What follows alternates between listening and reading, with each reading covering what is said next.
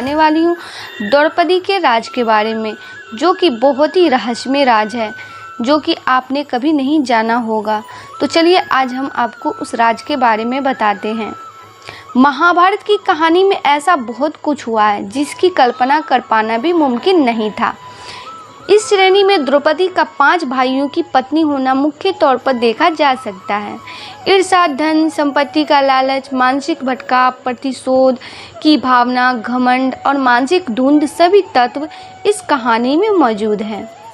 महाभारत की कहानी की अलग अलग विद्वान अलग अलग तरह के व्याख्या करते हैं।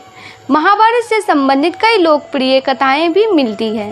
इसी श्रेणी में एक है जाम्बुल अध्याय, जिसमें द्रौपदी अपने राज को खुलासा करती है। द्रौपदी 5 पांडवों की पत्नी थी, लेकिन वह अपने 5 पतियों को एक समान प्यार नहीं करती थी। वह सबसे ज़्यादा अर्जुन से प्रेम करती थी, लेकिन दूसरी तरफ अर्जुन द्रौपदी को वो प्यार नहीं दे पाए, क्योंकि वह कृष्ण की बहन सुभद्रा से सबसे ज़्यादा प्यार करते थे। एक प्रचलित कथा के अनुसार पांडवों के निर्वासन के 12वें वर्ष के दौरान द्रौपदी ने एक पेड़ पर पके हुए जामुनों का गुच्छा लटकते देखा। द्रौपदी ने तुरंत ही इसे तोड़ लिया। जैसे ही द्रौपदी ने ऐसा किया, भगवान कृष्ण वहां पहुंच गए। भगवान श्री कृष्ण ने बताया कि इसी फल से एक साधु अपने 12 साल का उपवास तोड़ने वाले थे। द्रौपदी ने फल तोड़ लिया था, जिससे पांडव साधु के कोप का शिकार हो सकते थे। यह सुनकर पांडवों ने श्री कृष्ण से गुहार लगाई। भगवान श्री कृष्ण ने कहा कि इसके लिए पांडवों को पेड़ के नीचे जाकर केवल सच वचन बोलने होंगे। भगवान कृष्ण ने फल को पेड़ के नीचे रख दिया और कहा कि अब हर किसी को अपने सारे राज खोलने होंगे। अगर हर कोई ऐसा करेगा तो फल ऊपर पेड़ पर वापस लग जाएगा और पांडव साधु के प्रकोप से बच जाएंगे। दोस्तों, सबसे पहले श्री कृष्ण ने युधिष्ठिर को बुलाया। युधिष्ठिर ने कहा कि दुनिया में सत्य, ईमानदारी, साहित्यपूर्णता का प्रसार होना चाहिए, जबकि बेईमानी और दुष्टता का सर्वनाश होना चाहिए। युधिष्ठिर ने पांडवों के साथ हुए सभी बुरे घटनाक्रमों के लिए द्रौपदी को जिम्मेदार ठहराया।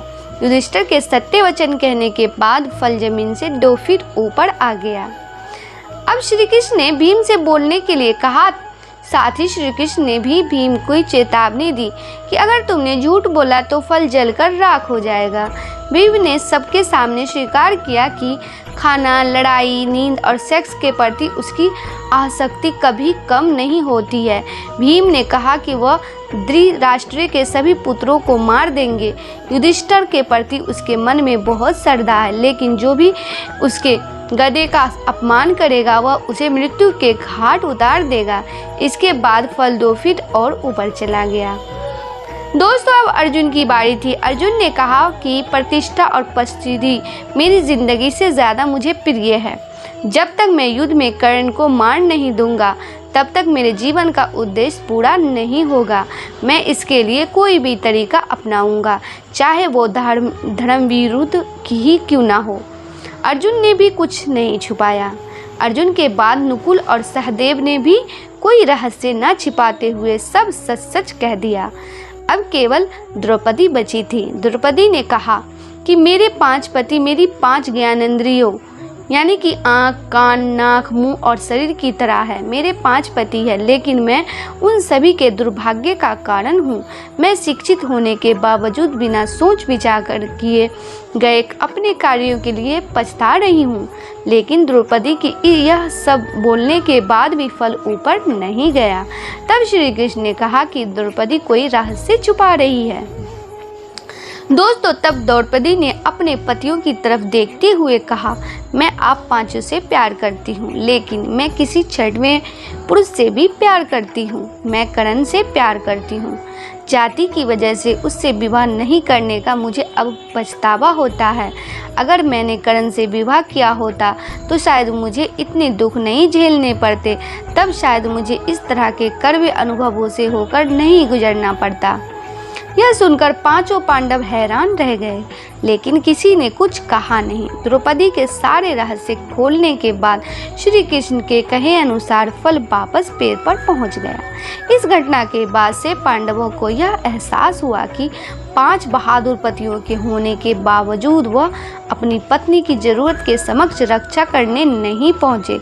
जब द्रौपदी को उनकी सबसे ज़्यादा ज़रूरत थी तो वे कभी उसके साथ खड़े नहीं हुए। दोस्तों, इस पौराणिक कहानी का एक निहितार्थ ये भी हो सकता है कि हर किसी के कुछ राज होते हैं जिन्हें वो खुद तक सीमित रखता है। कई बार ये राज अपनों को चोट पहुंचाने के कारण डर से छिपा कर रखे जाते हैं। द्रौपदी भारत की वो प्रथम महिला है जिसके पांच पति थे। यह वह 5 पुरुषों के साथ रमन करती थी। लेकिन सबसे बड़ा सवाल यह है कि क्या आज के लोग यह समझते हैं कि द्रौपदी ने विवाह तो सिर्फ अर्जुन से ही किया था, तो क्या उसका रिश्ता सभी के साथ नहीं था? पांडवों को 12 वर्ष का वनवास और 1 वर्ष का अज्ञातवास मिला था। इस दौरान 5 पांडव एक कुम्हार के घर में रहा करते थे और भिक्षाटन के माध्यम से अपना जीवन यापन करते थे। ऐसे में भिक्षाटन के दौरान उन्हें द्रौपदी के स्वयंवर की सूचना मिली। दोस्तों, महाभारत में द्रौपदी के चीरहरण की कहानी सभी जानते हैं। द्रौपदी 5 पांडव की पत्नी थी। क्या आपको पता है कि आखिर ऐसी क्या मजबूरी थी कि द्रौपदी को 5 लोगों को अपना पति बनाना पड़ा? इसके पीछे कोई श्राप था या कुछ और वजह? जाने महाभारत की इस कथा को बहुत ही प्रचलित कथा है। दोस्तों, पौराणिक कथाओं के मुताबिक द्रौपदी पांचाल राज्य के राजा द्रुपद की बेटी थी। कहा जाता है कि द्रौपदी का जन्म यज्ञ कुंड से हुआ। राजा द्रुपद ने एक बार यज्ञ किया था। द्रौपदी उससे ही निकली थी। उसे इंद्राणी का अवतार भी माना जाता है। कहते हैं कि द्रौपदी पिछले जन्म में बहुत सुंदर लड़की थी। इसके बावजूद उसे शादी के लिए कोई अच्छा लड़का नहीं मिला। उससे शिव की तपस्या की। शिव तब उसकी तपस्या से प्रसन्न हुए और उससे वर मांगने के लिए कहा। उसने हड़बड़ाहट में 5 वर संयोग वर मांग लिया। शिवजी ने भी वर दे दिया। इस तरह उसके 5 पति होने का वरदान मिल गया। राजा द्रुपद ने अपनी बेटी की शादी के लिए वर का आयोजन किया। उसमें पांडव भी ब्राह्मण का भेष धारण कर पहुँचे। एक यंत्र में बड़ी सी मछली घूम रही थी। उसकी आंख में तीर मारना था और वह भी तेल पात्र में। उसकी परछाई देखकर यह भी एक नहीं पूरे 5 तीर मारना था। अर्जुन ने यह प्रतियोगिता जीत ली। तब जरासंध, शाल्य, शिशुपाल तथा दुर्योधन, दुशासन आदि कौरव भी उपस्थित थे। उस दौरान बहुत ही विवाद हुआ क्योंकि 5 पांडव ब्राह्मण भेष धारण कर पहुँचे थे। लेकिन श्री कृष्ण के दखल से अर्जुन ने स्वयंवर जीत लिया और द्रौपदी ने उनके गले में माला डालकर उसे अपना पति मान लिया। दोनों की वहीं शादी हुई। फिर अर्जुन अपनी पत्नी द्रौपदी और भाइयों के साथ घर पहुँचे। अर्जुन ने अपनी माँ कुंती से कहा कि देखो हम क्या लाए हैं। कुंती ने बिना देखे ही कह दिया कि 5 भाई आपस में बांट लो। दरअसल कुंती को लगा कि ये कुछ खाने की चीज़ लाए होंगे। जब कुंती ने बाहर आकर देखा तो द्रौपदी थी। कुंती को अपने वचन पर बहुत पछतावा हुआ, लेकिन वो क्या कर सकती थी। द्रौपदी को भी कुंती की बात माननी पड़ी और सभी पांडव की पत्नी बन गई। 5 पांडव की पत्नी होने के चलते द्रौपदी को पांचाली भी कहा जाता है। 5 पांडवों से उसका विवाह कैसे हुआ, ये 5 पांडव की वो पत्नी कैसे बन गई, ये बहुत लंबी कथा है। कहते हैं कि द्रौपदी अपने पिछले जन्म में बहुत सुंदर युवती थी। सर्वगुण संपन्न होने के कारण उसे योग्य वर नहीं मिल रहा था। दोस्तों, इसलिए उसने भगवान शंकर की तपस्या की और तब शंकर जी प्रकट हुए। उस समय द्रौपदी ने हड़बड़ाहट में 5 बार वर मांगे, इसलिए उसे शिव जी के वरदान के कारण इस जन्म में 5 पति प्राप्त हुए। जब भगवान शिव ने द्रौपदी को 5 पति प्राप्त होने का वरदान दिया था, तब वो भी ये जानते थे कि उसे अपने 5 पतियों के साथ पत्नी धर्म निभाने में समस्या होगी। इसलिए उन्होंने द्रौपदी को ये वरदान भी दिया कि वह प्रतिदिन कन्या भाव यानी कौमार को प्राप्त कर लेगी। इसलिए द्रौपदी अपने 5 पतियों को कन्या भाव में ही प्राप्त हुई थी। हालांकि कहा जाता है कि संतान को जन्म देने के लिए भगवान श्री कृष्ण ने उसे ये सुझाव दिया कि हर साल वह पांडवों में से किसी एक के साथ ही समय व्यतीत करें। साथ ही जिस समय वह अपने कक्ष में किसी एक पांडव के साथ हो तो उनके कक्ष में कोई और पांडव प्रवेश ना करें।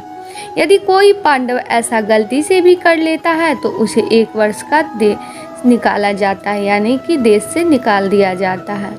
माना जाता है कि द्रौपदी जो 5 पांडवों की पत्नी थी, 1-1 साल के समय अंतराल के लिए हर पांडव के साथ रहती थी।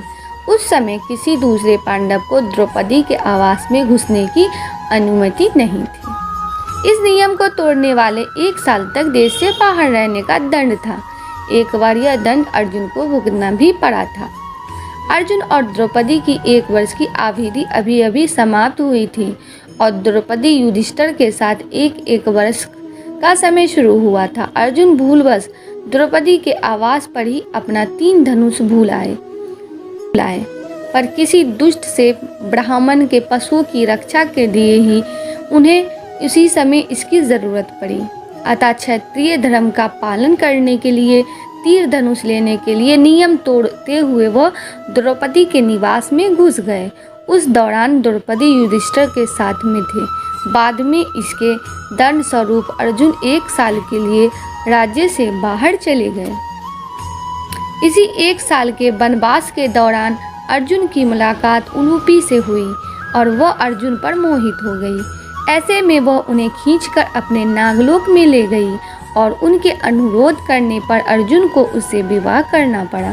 कहते हैं कि दोनों 1 वर्ष तक साथ रहे। अर्जुन नाग कन्या उलूपी के मिलन से अर्जुन को एक वीरवार पुत्र मिला जिसका नाम ईरावान रखा गया। दोस्तों, द्रौपदी ने 1 वर्ष के अंतराल से 5 पांडव के 1 पुत्र को जन्म दिया था, लेकिन दुर्भाग्य कि इन 5 पुत्रों को अस्थमा ने मार दिया था। एक दिन की बात है, पांडव और ब्राह्मण लोग आश्रम में बैठे थे। उसी समय द्रौपदी और सत्यभामा भी आपस में मिलकर एक ही जगह बैठी थी। दोनों ही आसपास में बातें करने लगी। सत्यभामा ने द्रौपदी से पूछा, बहन, तुम्हारे पति पांडव वजन तुमसे हमेशा प्रसन्न रहते हैं। मैं देखती हूँ कि वे लोग सदा तुम्हारे वश में रहते हैं। तुम मुझे भी ऐसा कुछ बताओ कि मेरे श्याम सुंदर भी मेरे वश में रहे। तब द्रौपदी बोली, सत्यभामा, ये तो चारणीय स्त्रियों के बारे में पूछ रही हो। जब पति को यह मालूम हो तो वो अपनी पत्नी के वश में नहीं हो सकता। तब सत्यभामा ने कहा, तो आप बताएं कि आप पांडवों के साथ कैसे आचरण करती है। उचित प्रश्न जानकर तब द्रौपदी बोली, सुनो, मैं अहंकार और काम क्रोध को छोड़कर बड़ी ही सावधानी से सब पांडवों की स्त्रियों सहित सेवा करती हूँ। मैं ईर्ष्या से दूर रहती हूँ, मन को काबू में रखकर कटु भाषण से दूर रहती हूँ, किसी के भी समक्ष असभ्यता से खड़ी नहीं होती हूँ, बुरी बातें नहीं करती हूँ और बुरी जगह पर नहीं बैठती हूँ। पति के अभिप्राय को पूर्ण संज्ञा समझकर अनुसरण करती हूँ। देवता मनुष्य सजा धजा या रूपवान कैसा ही पुरुष हो, मेरा मन पांडवों के सिवाय कहीं नहीं जाता। उनके स्नान किए बिना मैं स्नान नहीं करती, उनके बैठे बिना स्वयं नहीं बैठती। जब जब मेरे पति घर में आते हैं मैं घर साफ रखती हूँ, समय समय पर भोजन कराती हूँ, सदा सावधान रहती हूँ। घर में गुप्त रूप से अनाज हमेशा रखती हूँ। मैं दरवाजे के बाहर जाकर खड़ी नहीं होती हूँ। पति देव के बिना अकेले रहना मुझे पसंद नहीं। साथ ही सास ने मुझे जो धर्म बताए हैं मैं सभी का पालन करती हूँ, सदा धर्म की शरण में रहती हूँ। आज के लिए बस इतना ही। दोस्तों, आपको ये वीडियो पसंद आया है तो लाइक करिएगा, दोस्तों को शेयर ज़रूर करिएगा, चैनल को सब्सक्राइब करके बेल आइकन को ज़रूर दबाइएगा ताकि आने वाला वीडियो आपको सबसे पहले मिले। दोस्तों, मिलते हैं अगले वीडियो में। तब तक के लिए good bye and thanks for watching my video.